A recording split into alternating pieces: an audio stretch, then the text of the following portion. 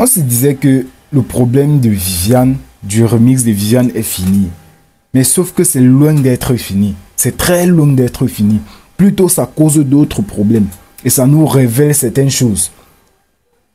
Wax est en train d'accuser Kosi de plagieux. Il accuse Kosi de voleur. Est-ce que vous comprenez même ça? Il est en train d'accuser Kosi. Il a fait une sortie ce matin sur sa page. Je vous lis ce qu'il a dit sur sa page. Et vous allez prendre connaissance.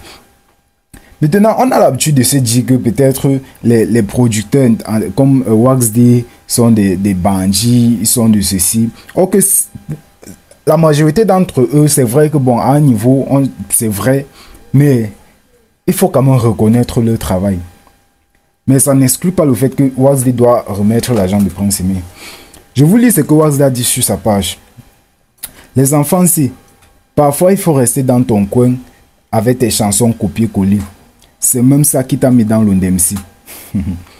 Ton comportement me rend très triste. Fais ta promo de ta sortie de masse sans exposer ton ignorance au vu du monde. Tu as plagié une chanson et tu ne connais même pas le nom de l'icône qui l'a chantée. Je suis choqué.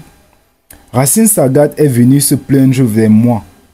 Entre parenthèses, même comme un aîné, il a eu le bon sens qui te manque de caler un rendez-vous. Après l'avoir écouté, j'ai organisé une réunion entre vous comme facilitateur. Là où j'étais logé à Franco Hotel, j'étais même donné l'argent de taxi.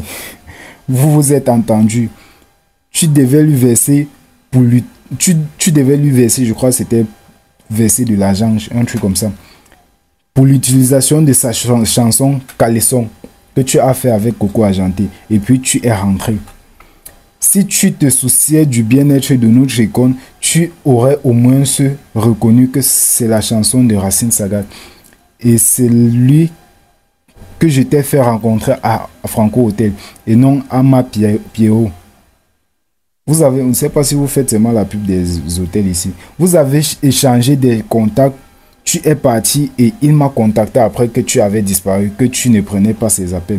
Si tu avais un peu de dignité dans ta vie, tu m'aurais appelé après comme tu faisais quand tu me demandais les contacts des Nigériens. Pour me demander la suite avec l'artiste dont tu as trompé. Je te rappelle, son nom c'est Racine Sagat. Va vite rendre l'argent, va vite rendre compte à Racine Sagat comme convenu dans notre réunion. Et c'est toi-même qui viens en ligne me demander qu'est-ce qui se passe. Tu es comme un voleur qui se représente lui-même au tribunal un matin en accusant le juge. Finalement, Vasseo avait raison. Vous avez des cœurs noirs. Restez créer votre jongleur entre vous. C'est dommage car il paraît que même la jeunesse est en train d'entrer dans la danse des bêtes. Désolé famille, parfois papa se fâche quand un enfant devient délinquant. Je ne peux pas porter tous les dossiers du pays. Qui t'a demandé de porter le dossier du pays? Va rendre l'argent de... Il demande à Kosi d'aller rendre compte à Racine Sagat. Maintenant on se pose des questions.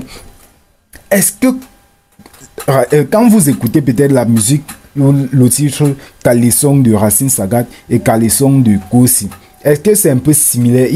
Il y a quelle similitude? Moi-même j'ai écouté et j'ai un peu essayé de comparer les deux. Mais je ne sais pas si c'est en tant qu'amateur, en tant que fan, en tant que consommateur de la musique, peut-être moi je ne peux pas bien différencier, mais peut-être les experts dans le domaine peuvent trouver des similitudes et tout. Mais j'aimerais juste dire que à un moment de la vie, il faut savoir faire la part des choses. À un moment de la vie, il faut savoir faire la part des choses. Parce que hier, Kosi a fait un direct où il parlait de... il ne connaît même pas d'abord le nom de l'icône qui a chanté Caleçon, pour commencer. Et il paraît qu'ils se sont rencontrés et ils ont convenu que Kosi allait verser une certaine somme à Racine Sagat pour avoir utilisé son audio. Je ne sais pas si vous comprenez un peu. Ils se sont réunis, ils ont fait une réunion où ils se sont convenus que Kosi devait verser quelque chose à à Racine Sagat. Mais sauf après ça, quand Racine Sagat et Kosi se sont séparés, ils se sont échangés des contacts. Et quand ils se sont séparés, Racine Sagat ne faisait qu'appeler Kosi. Kosi ne répondait plus. Et Racine Sagat étant étonné, surpris, disait il a encore recontacté Wax D en demandant que mais c'est comment. Maintenant, c'est via cette sortie qu'on se rend compte que Kosi ne faisait que appeler Wax D pour demander que, pardon, contacte-moi peut-être un artiste nigérian ou même moi en contact avec un artiste nigérian pour que je puisse faire. On se rappelle de son titre de Crédit Talat avec Patoran qui est un Nigérian. Peut-être c'est via Wax D que tout ça s'est produit parce que Kosi est même parti rester au Nigeria pour quelques temps pour faire la promotion de sa musique Crédit Talat. Et là, on se pose des questions. Pourquoi ces artistes-là vont te contacter quand ils ont besoin de toi?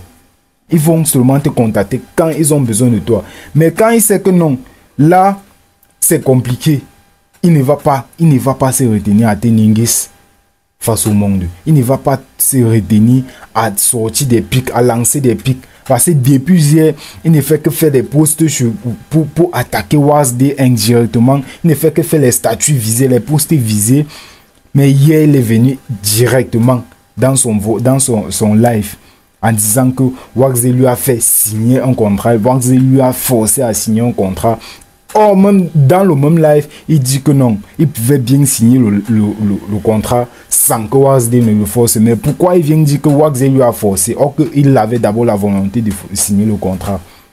Si tu as la volonté et que tu signes, est-ce qu'on appelle ça forcer? Tu as signé de ton propre...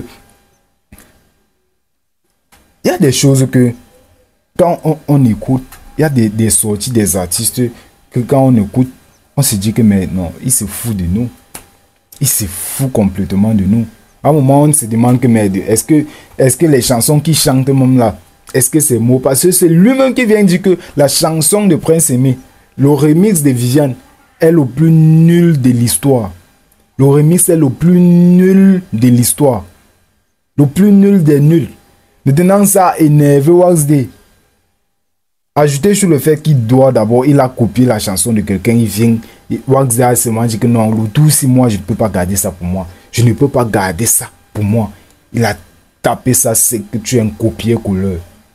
Tu es un copier-colleur. Tu as copié la chanson de tel. La personne étant une icône, un vieux dans l'histoire, un vieux dans l'industrie musicale, a eu la décence de contacter Wax D, de dire à Wax D que pardon, je veux un rendez-vous. Si c'était quelqu'un comme toi, il allait seulement aller sur sa page et dire que voilà, telle personne a copié, sans même se rapprocher de toi. Mais il a eu cette décence-là de dire que ok, comme je ne peux pas rejoindre Kosi directement, je vais peut-être passer par Wax D. Il a appelé Wax D, il a dit ok, je vais rencontrer Kosi. Wax D dit même qu'il a organisé une réunion.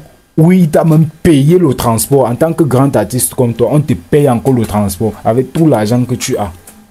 Il t'a payé l'argent de taxi pour venir voir celui que tu as copié sa musique. Tu es venu, vous avez causé. Et à la fin de la réunion, vous avez convenu que non, tu devais verser quelque chose. Tu étais d'accord. Vous avez échangé des contacts. Quand vous quittez, c'était bon, tu as disparu, tu ne prenais plus ses appels. Il faut au moins se reconnaître que non, il y a les légendes au Cameroun. Il faut reconnaître que non, il y a les gens qui représentent le Cameroun musicalement.